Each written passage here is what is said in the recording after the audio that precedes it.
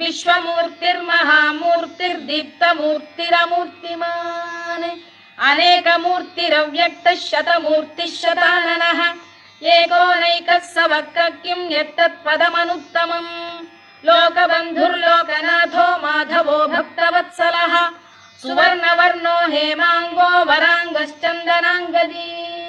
वीरः विषमः शून्यो घृताशीरचरश्चरः अमानी मानदो मान्यो लोकस्वामी त्रिलोकधृत् सुमेधा मेधजो धन्यः सत्यमेधाधराधरः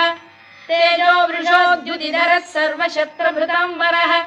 प्रग्रहो निग्रहो व्यग्रो नैकशृङ्गो गदाग्रजः चतुर्मूर्तिश्चतुर्बाहुश्चतुर्व्यूहश्चतुर्गतिः चतुरात्मा चतुर्भावश्चतुर्वेदविदेकपात् समावर्तो निवृत्तात्मा दुर्जयो दुरतिक्रमः दुर्लभो